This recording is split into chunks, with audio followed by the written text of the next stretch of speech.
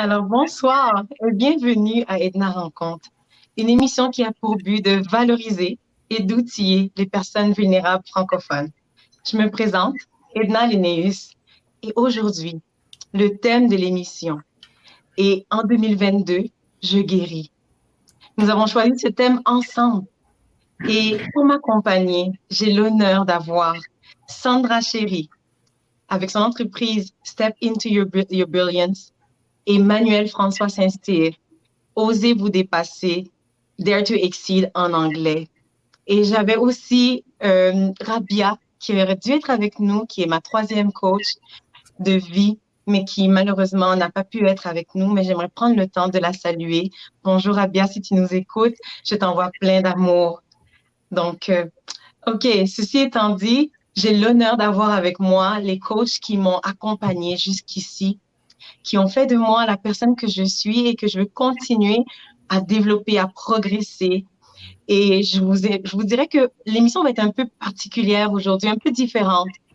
Pourquoi? On s'est mis d'accord pour qu'on puisse vous raconter une histoire. Une histoire de comment le coaching m'a aidé au niveau de mon parcours personnel. Et au fait, je vais vous raconter une histoire de comment j'ai mis les choses en pratique. Et une fois que je l'aurai fait, on va passer à l'étape, à l'intérieur de l'histoire, pardon. À l'intérieur de l'histoire, je vais vous permettre à mes coachs de se présenter. Et à la fin, je vais passer en mode entrevue. Donc, accompagnez-moi dans cette émission. Merci. Je ne sais pas c'est quoi, mais j'entends comme un bruit. Est-ce que c'est moi ou j'entends quelque chose? Ça se peut? OK. OK, c'est pas grave. Alors, on continue. Je laisse être sûr qu'on n'est pas en train de manquer quelque chose. OK. Alors, je vous amène dans mon histoire. Récemment, vous avez entendu parler sur Instagram ou sur Facebook par rapport à mon œil. Je devais subir une chirurgie récemment et justement, j'avais une masse sur l'œil. Ça a commencé il y a 4 mois environ et je pensais que c'était un orgelet et que ça allait pouvoir s'en aller. Mais après, avec le temps, je voyais que ça perdurait et que ça grossissait. Donc, je suis allée voir l'optométriste. Et l'optométriste m'a dit, écoute, c'est la première fois que je vois ça. C'est pas quelque chose que j'ai l'habitude de traiter. Donc, je vais te référer à un ophtalmologue. Et déjà là, j'étais un peu craintive, mais je me suis dit, ben non, Edna, il va t'offrir un onguent ou des gouttes. Donc, moi, je me dirige vers l'ophtalmologue, il me rend compte et là, il m'annonce que je vais avoir une chirurgie. Quand il dit le mot chirurgie, là, je commence à avoir mal au ventre. Et je lui dis, je lui dis, monsieur, j'ai mal au ventre. Là, il me dit, OK. Alors, si tu as mal au ventre, c'est peut-être parce que tu es nerveuse, tu ne sais pas comment ça va se passer. Laisse-moi t'expliquer. Il m'explique je vais avoir l'anesthésie. Ça va être le plus dur de la chirurgie. Et après, je vais rien sentir. Et au bout de 7 jours, je vais être guérie. 7 jours. 7 jours. Non, ça fait plus que 7 jours. C'est presque 2 semaines, mais bon, chacun sa guérison.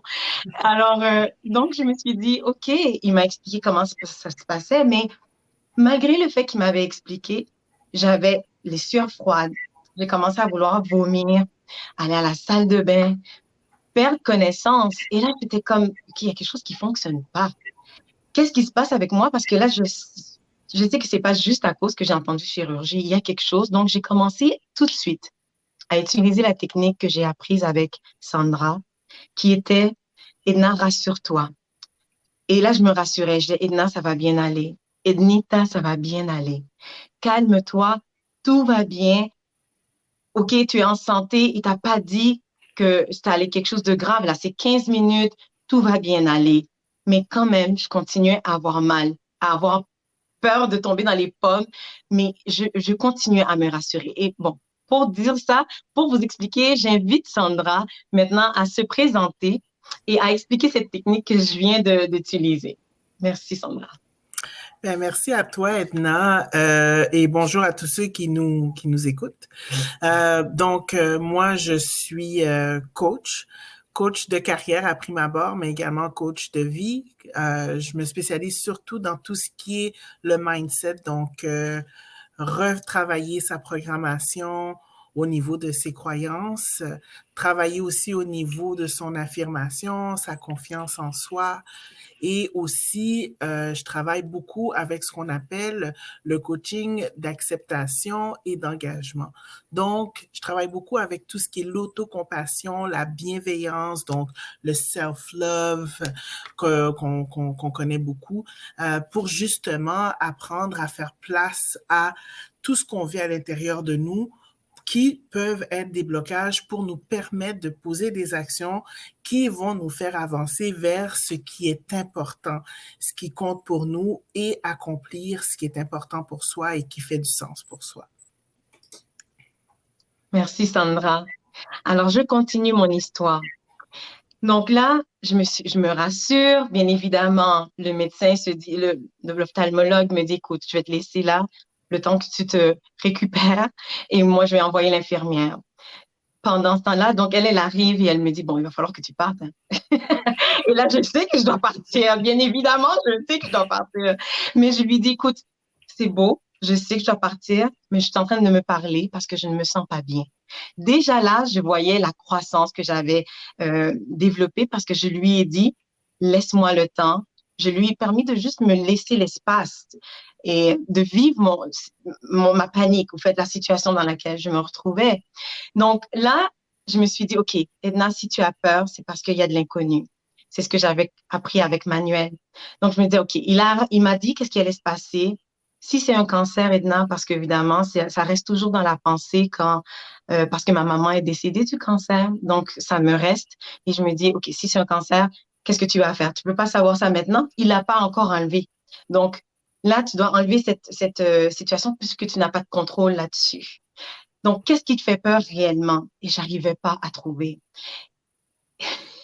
La panique était là, les sueurs froides, les amis. Je vous dis, j'étais vraiment prise dans ma tête et je me regardais, je me disais, il va vraiment falloir que je fasse quelque chose. Et là, j'invite Manuel avec le point de la peur, vous l'avez connu, comment je suis arrivée là, à nous expliquer, en fait, à se présenter et à nous expliquer un peu la technique que j'ai utilisée. Merci, Manuel. Bonsoir tout le monde, merci de venir et d'assister à cette émission et merci Edna de m'avoir invité. Alors je suis Manuel François Saint-Cyr, je suis originaire de la Martinique et je suis coach exécutif depuis plusieurs années et je suis spécialisé, je travaille principalement avec des mères qui travaillent dans le monde de technologie de l'information, donc qui travaillent et qui ressentent une tension entre les exigences de la vie professionnelle et les exigences de la vie familiale. Et je les coach de façon à qu'elles puissent découvrir le pouvoir qu'elles ont de prendre des décisions qui sont alignées avec leurs valeurs. Alors, ça m'amène à toucher à des problématiques à tous les niveaux, parce qu'on parle de gestion de carrière, on parle des problématiques au travail, on parle de relations dans un monde qui est dominé par les hommes, pour des femmes, donc comment elles gèrent leur carrière, mais ça passe aussi par toutes les problématiques de la maison, de la gestion des tâches domestiques, de l'équilibre des tâches domestiques avec son partenaire, avec son conjoint, et bon, parfois aussi gérer avec la belle famille et les pressions qui viennent de là. Donc, je travaille un peu sur toutes ces problématiques. Et dans le cas d'Edna, par exemple, c'est une problématique où il y a un problème de stress. Et tout le monde vit à un moment donné, un moment ou un autre, des périodes de stress. Et si on vous enlève l'air que vous respirez, ben, le corps va devenir stressé très rapidement. Même si on enlève la nourriture ou la boisson, c'est pareil. Le corps va devenir stressé. C'est exactement pareil dans le cas d'Edna. Elle n'avait pas un manque d'air ou de nourriture, mais il y avait quelque chose qui manquait. Et c'est en fait un outil que vous pouvez utiliser pour vous-même. Lorsque vous sentez que vous avez un stress qui arrive, bon, dans le cas d'Edna, il y avait plusieurs manifestations physiques, mais lorsque vous sentez que vous avez un stress qui vient, il faut se poser la question, qu'est-ce qui me manque? Et dans le cas d'Edna, elle a identifié très bien, parce qu'elle a appris cet outil, elle dit, OK, il me manque une information, il me manque de savoir comment ça va se passer, est-ce que c'est cancérigène ou pas, et c'est le fait de ne pas savoir qui me stresse pour l'instant. Mais ce qui se passe, c'est qu'on peut avoir plusieurs choses qui manquent. Alors, dans un premier temps, c'était le manque d'information. Elle ne savait pas de quoi il s'agissait. Et il lui manquait aussi l'information sur qu'est-ce qui va se passer, comment ça va se passer. Mais on va voir un peu plus loin dans l'histoire qu'il y avait aussi d'autres manques. Et sur ce, je vais te redonner la parole, Edna, pour continuer l'histoire. Merci, Manuel. Donc, comme disait Manuel, j'ai continué à avoir peur. Et là, je me disais, OK, il y a quelque chose d'autre qui va pas. Il faut que je trouve. Mais là, j'ai pensé à ce que Rabia me disait. Et Rabia me disait souvent, Edna, qu'est-ce que tu veux? C'est quoi le résultat que tu t'attends? Qu'est-ce que tu veux comme résultat? C'est quoi ta solution? Et là, je me suis dit, il faut que je sorte d'ici. Il faut que je sorte de cet endroit et que je me rende à mon auto. Arrivé dans mon auto, je savais que j'allais pouvoir me calmer et pas être dans l'environnement de soins, d'hôpital, parce que déjà, j'aimais pas ça. Donc, il fallait que je sorte. Donc là, je me suis dit, Edna, ça va bien aller, il faut que tu sortes d'ici. Il faut que tu sortes d'ici. Et je vous dis, hein, ce que je vous ai raconté, c'est pas juste une simple histoire, là. J'étais en prise de panique. Et là, je me suis levée d'un bond, même si j'étais encore dans un mal-être, j'ai pris mon manteau et je suis sortie. Et au moment où j'arrivais pour partir, la même infirmière m'a dit, « Oh, tu peux t'asseoir ici. » Et j'ai dit, « Oh non, merci, j'apprécie énormément ton aide, mais je dois sortir. » Donc, quand je suis sortie avec la bouffée d'air, ça m'a déjà fait beaucoup de bien. Et arrivée à l'auto, je me suis assise. Et là, je me suis mise à prier. Parce que le coaching, évidemment, ça aide à trouver des techniques pour pouvoir s'en sortir d'après ce que j'ai vécu moi. Et ça accompagne, c'est un outil qui accompagne la prière. Pour ceux qui sont croyants ou religieux, mais justement, le coaching n'enlève pas tout ce qu'on peut croire, mais au contraire, ça l'accompagne et ça l'outil, ça le fortifie davantage parce que là, on a plus que juste, comment dire ça, on a la vérité, et on est capable de s'organiser. OK, ceci étant dit, j'arrive à mon auto, je me mets à prier et là, je me rappelle. Je me rappelle de l'impact que j'avais eu quand j'avais eu une chirurgie par rapport à mes 4 dents de sagesse. Mais j'ai eu l'extraction de mes 4 dents de sagesse en même temps. Et je n'avais pas, l'anesthésie je ne la tenais pas, pardon, je ne tenais pas l'anesthésie. Donc, mon corps, tout de suite, pendant la chirurgie et après la chirurgie, ressentait toute la douleur. Pendant une semaine, je ne suis pas arrivée à manger, à boire. Et la douleur était tellement violente et intense que mon corps s'en est rappelé, mais pas moi. Et c'est là, quand j'ai su que c'était ça, j'ai pu vraiment être en mesure de pouvoir aller demander conseil puis dire, est-ce que c'est la même chose qui va m'arriver comme avec ma bouche? Mon frère m'a rassuré, il m'a dit, non, non, c'est pas la même chose. Ce qui se passe dans ta bouche par rapport à ta paupière, c'est pas la même chose. Donc, ne t'inquiète pas, ça va être beaucoup plus facile. La paupière, c'est un organe qui est plus mince. Donc, j'ai pu, après ça, commencer à travailler sur moi-même, trouver des solutions, aller me renseigner. Et pourquoi est-ce que ce trauma-là m'amène à pouvoir inviter aujourd'hui mes coachs? C'est parce que je sais que ça a l'air d'être très banal comme situation pour certains. Mais si on prend cette circonstance, cette situation et on l'applique à d'autres traumas, je vous donne un exemple. Le profilage racial peut être un trauma. La discrimination peut être un trauma. La violence conjugale et tout abus, rejet, abandon. Il y a des choses dans nos vies qui vont qui vont ressortir des sentiments, des façons de réagir, des façons de penser qui sont enfouies en nous et pour lequel nous avons besoin d'aide. Et c'est pour ça qu'aujourd'hui, je tenais à pouvoir inviter mes coachs pour justement parler de comment pour moi ça m'a aidé. Et là, évidemment, l'histoire est très courte et c'était la plus courte de toutes mes histoires, mais il y aurait beaucoup à vous raconter. Donc, c'est pour ça que je voulais vous partager ça. Donc, oui. Et donc, juste, Edna, merci beaucoup d'avoir fini l'histoire. Et là où on voit où l'importance du coaching prend tout son sens, c'est que tu as continué à chercher, savoir ce qui allait se passer, c'était une partie de la réponse. L'autre partie qui te manquait, c'était la compréhension. Parce que tu ne comprenais pas pourquoi ton corps réagissait comme ça. Et c'est en cherchant, te posant des questions, que tu as réussi à identifier que, ah oui, ok, je me rappelle de cette expérience traumatisante. Et puis, c'est pour ça que tu avais cette peur. C'est pour ça que tu avais ce stress. Il y avait quelque chose qui te manquait. Ce qui te manquait, c'était cette compréhension. Donc, c'est là où cet outil, comme tu dis, peut s'appliquer à toutes les situations où on ressent un stress. On peut se poser la question, qu'est-ce qui me manque?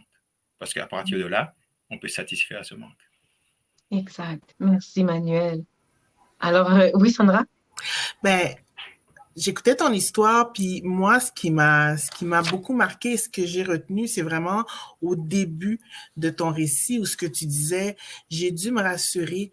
Puis très souvent, ce qui arrive, c'est que lorsqu'on fait face à une situation où ce qu'on vit justement une incompétence ou une frustration ou en tout cas, qu'on n'arrive pas à accomplir une chose qu'on voudrait faire, très souvent, ce que je remarque, c'est que les gens ont tendance à se critiquer, à faire preuve d'une frustration, mais aussi d'une dureté envers eux-mêmes.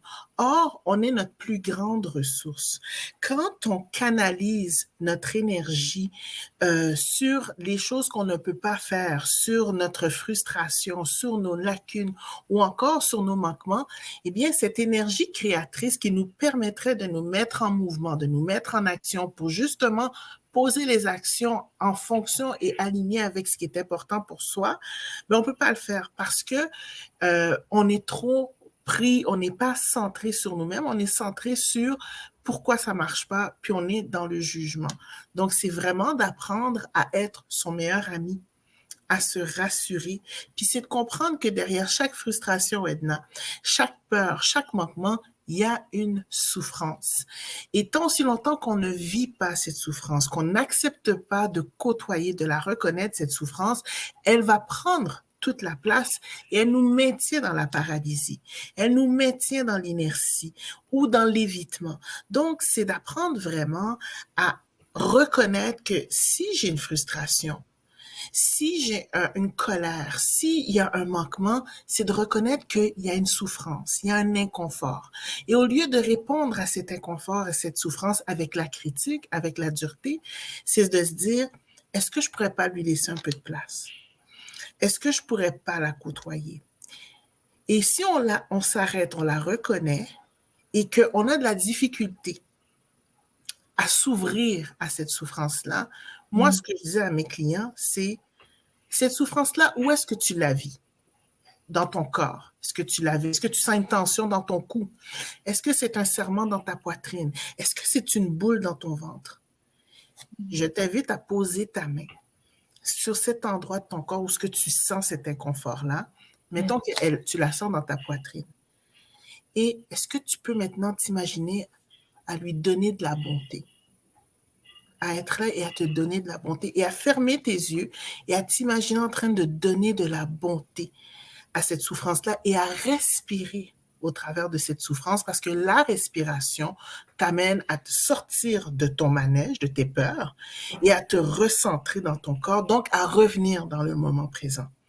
Plus vite tu vas vivre cette souffrance en respirant, en lui donnant de la bonté, elle va soit disparaître ou diminuer en intensité et cette énergie-là, maintenant, tu vas pouvoir la reprendre, la canaliser et te poser la question, qu'est-ce qui est important pour moi? De quoi est-ce que j'ai besoin? C'est quoi la solution? Et maintenant, agir en conséquence. Et c'est ce que tu as fait. Une fois que tu t'es rassuré, tu t'es donné cette bonté, tu as donné de la place à cette souffrance, à cet inconfort et à la vivre, tu as été capable maintenant en mesure de retourner à l'auto parce que c'était ça ton besoin, parce que l'infirmière te disait de rester là dans la salle d'attente. Et là, maintenant, tu étais dans ton auto et là, tu t'es mis à prier pour te recentrer. Oui. Alors, ça, c'est important. Et souvent, quand on vit justement des choses difficiles puis qu'on n'arrive pas à avancer, donc c'est au lieu de se juger, de se critiquer ou à s'auto-flageller, que je dis moi, mais c'est de vraiment se donner de la place puis de dire, ben, je suis humaine, je suis pas parfaite, de quoi j'ai besoin en ce moment pour ensuite pouvoir avancer. Puis c'est exactement ce que tu as fait. C'est grâce à vous, c'est sûr.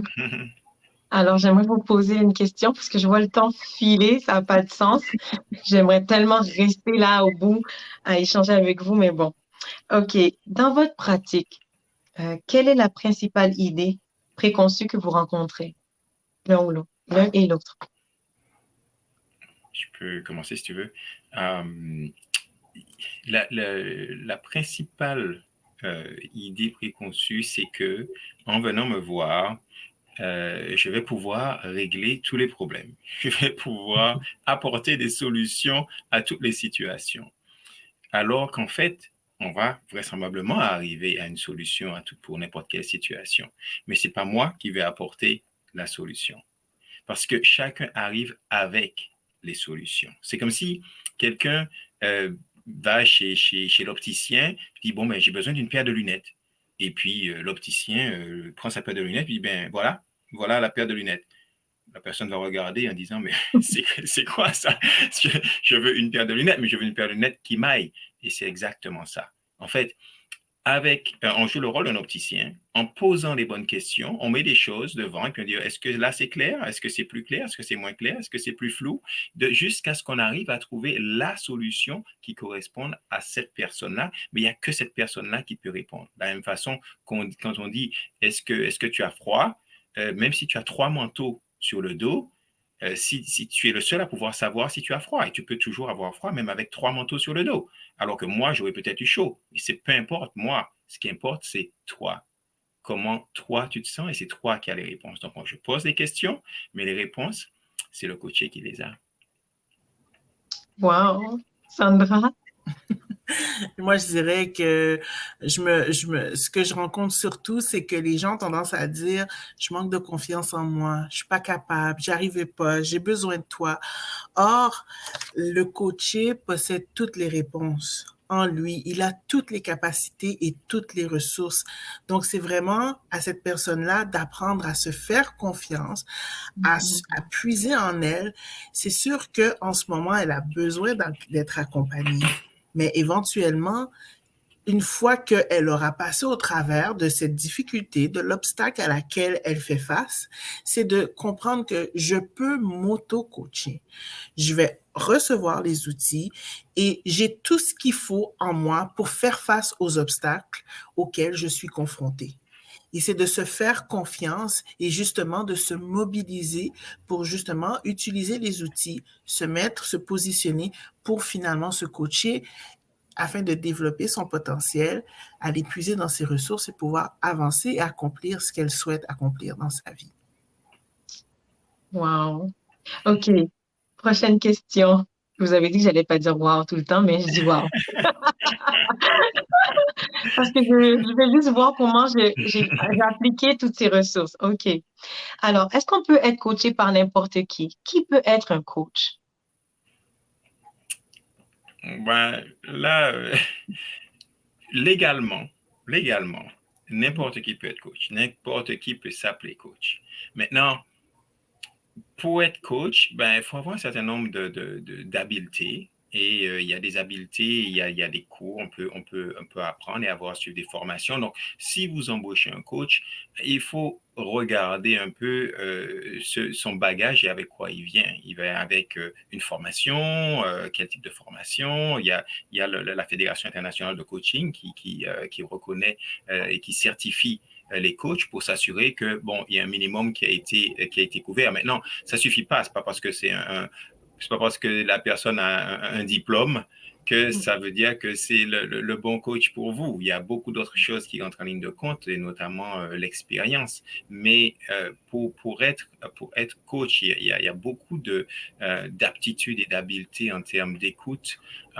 Et aussi, il y a les spécificités d'un secteur, c'est-à-dire que, comme je l'ai partagé quand je me suis présenté, bon, en travaillant de plus en plus avec des maires qui font face à des défis particuliers, ben, si je développe une certaine expertise de type de questions à poser.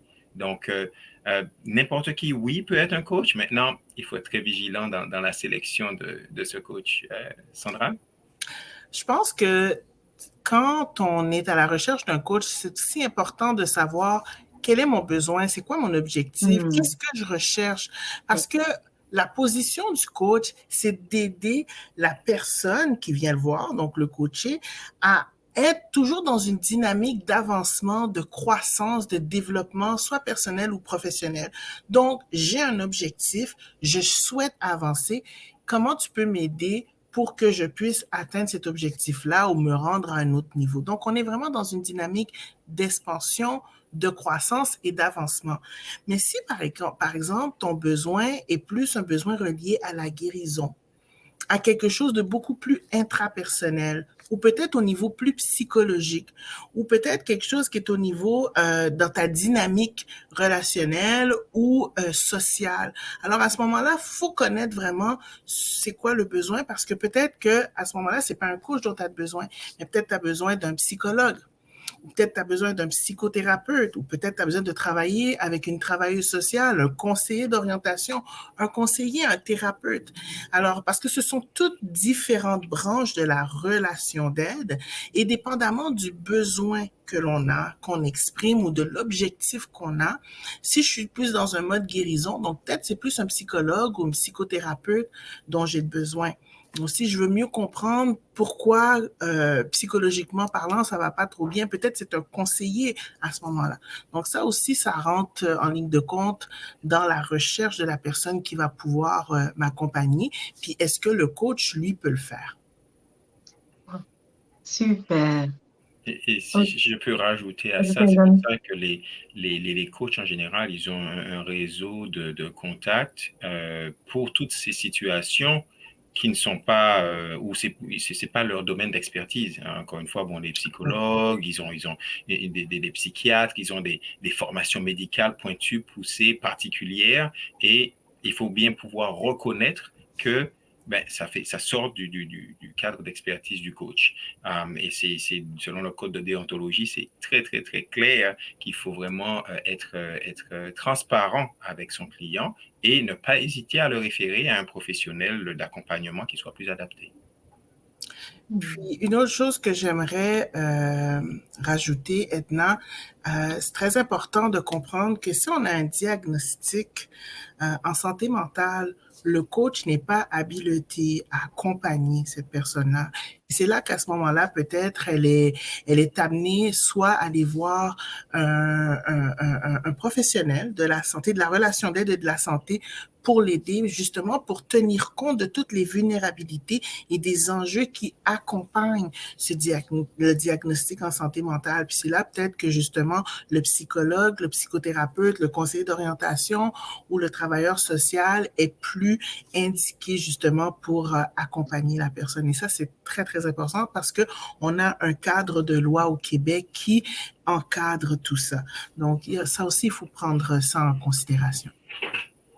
En tout cas, vous êtes les experts et c'est une raison pour laquelle vous êtes présents aujourd'hui.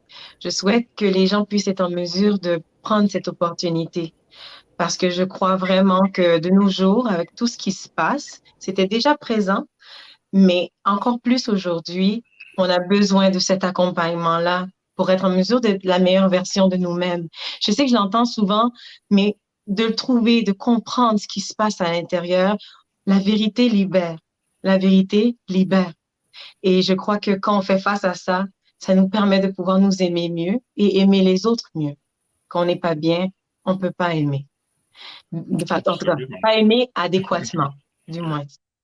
Donc, je tiens à vous remercier. Ça fait déjà 30 minutes qu'on est ensemble. Et il reste d'autres parties. Oh, pardon. Il me reste quelques parties à l'émission. Donc, je vous dis merci. Merci d'avoir été avec moi. Restez avec moi pour la prochaine partie. Et vous aussi, mes chers auditeurs, restez avec moi, auditrices. Mais je veux vraiment vous remercier. Merci pour ce que vous avez accompli avec moi jusqu'à présent. Je sais que ce n'est qu'une continuité naturelle qui va se faire. Je sais que c'est pas la fin. Donc, et aussi, c'est pas la fin pour vous de venir à l'émission où on va traiter de sujets des fois plus précis. J'ai hâte de continuer d'explorer ça avec vous. Vraiment, merci pour tout et je vous souhaite une excellente année en 2022 en tant que coach. Merci. OK. Est-ce que ça va? Oui? Vous restez avec moi? C'est bon? Oui, on est Parfait.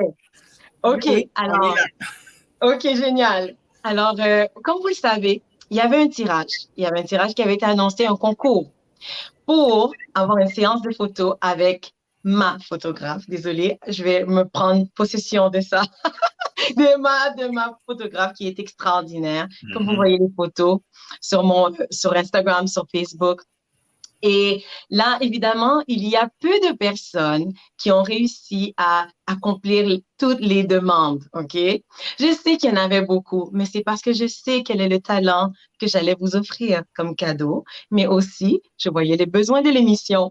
Donc, pour ce faire, il y a peu de participants, mais je voulais être transparente, honnête et pigée devant vous. Donc, j'ai été sur tous les vecteurs, chercher les noms et ils se retrouvent dans le sac. Donc, ici, le sac de promotion, attendez, je trouve ma caméra, promotion de Sandra Shine, Step into Your Brilliance, oui, c'est son logo, son produit. Donc, j'ai mis les noms là-dedans, donc espérant que les gens puissent briller. Il y en a un ou une qui va briller, c'est sûr. Ah oui, ça c'est sûr. Ça, c'est sûr. Donc, je brasse, et vous voyez ma main, parce que vraiment, je suis transparente dans tout. Et je pige. OK. All right. Sandra, chérie. Pardon? C'est toi qui as gagné. C'est toi. Félicitations, Sandra. Ah oui? Félicitations. Oui, c'est toi. Mon sac m'a porté chance. Absolument. Et puis, je vais juste prouver qu'il y avait vraiment des noms, là. Il y avait d'autres noms dans le sac, OK? Wow, je suis surprise. Bon, OK. Félicitations, ma chère. Félicitations. Merci. Et sachez que pour ceux qui m'écoutent jusqu'à présent, 8h03, ça mérite un cadeau. Vous allez avoir accès à un autre tirage. Ce que je vous invite à faire, c'est dans le clavardage, dans la boîte de discussion ou dans les commentaires face à cette émission-là, je vous invite à écrire que vous êtes présent. Comment? En écrivant « En 2022, je guéris ».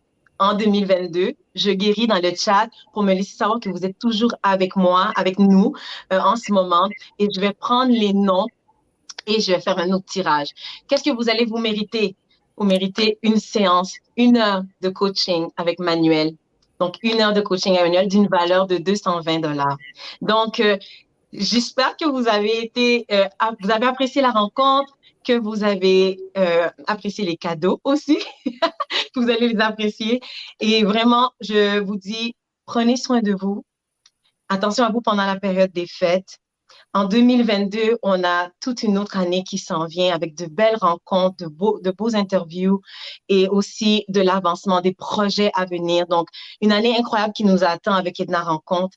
Et n'oubliez pas de vous abonner à Instagram, Facebook, YouTube pour ne rien manquer. Je vous dis merci. Merci d'avoir été avec moi jusqu'à présent et on se revoit en janvier 2022. Au plaisir. Merci. Merci à toi, Merci à toi, Edna. Merci à toi.